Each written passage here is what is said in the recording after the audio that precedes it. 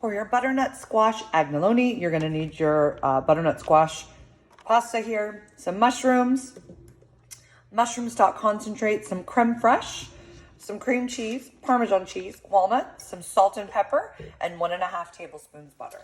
I brought a large pot of salted water to a boil, and I'm gonna add my agnolotti. Be careful so that you don't splash yourself. And I'm going to immediately turn this heat down to a lower heat. And I'm just going to cook these. I'm stirring them very gently. And I'm just going to cook them for 3 to 5 minutes. Please make sure that you save at least a cup of your pasta water though. While my pasta cooks for a moment, I'm going to go ahead and prep my mushrooms. So I'm just using a damp cloth to clean these. You don't really want to rinse these under water because they are sponges and they'll just get waterlogged. So we're just going to go ahead and wipe those down, and then we're just going to take them and thinly slice them like so. And you're just going to do that to all the mushrooms.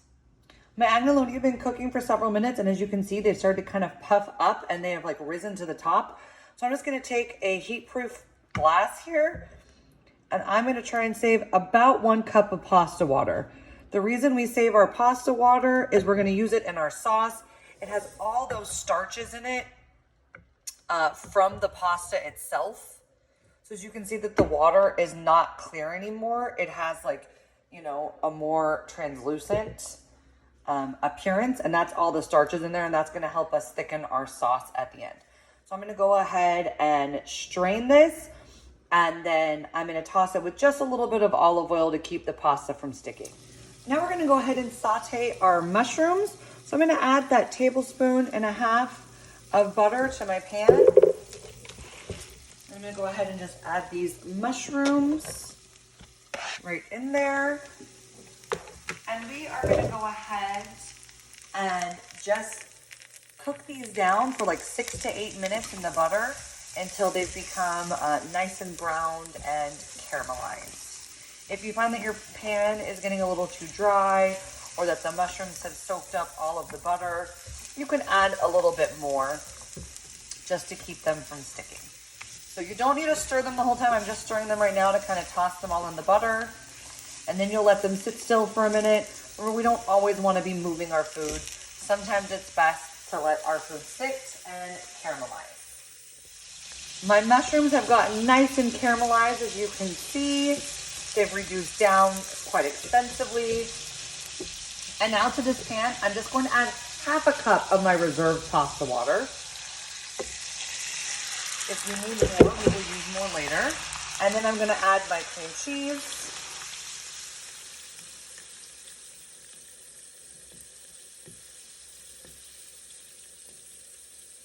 And my mushroom stock concentrate.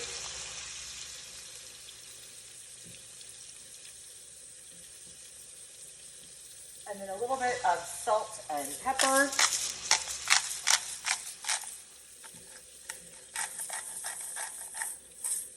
And we're going to stir this until it's all combined and kind of the sauce comes together and is starting to get kind of thick.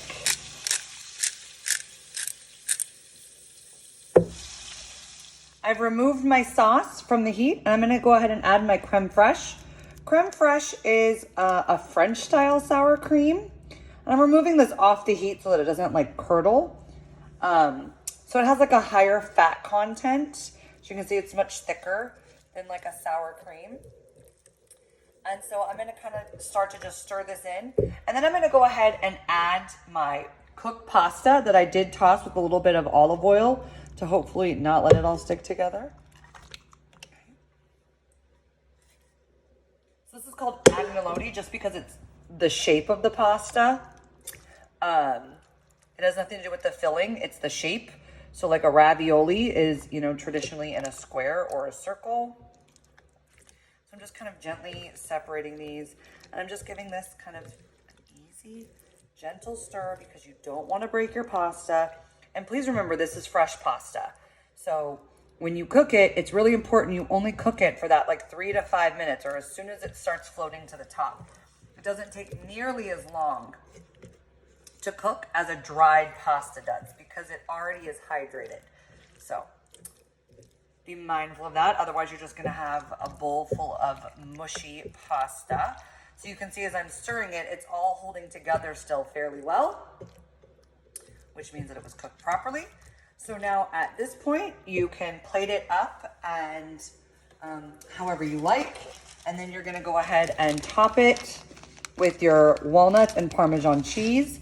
And you can also test it for saltiness.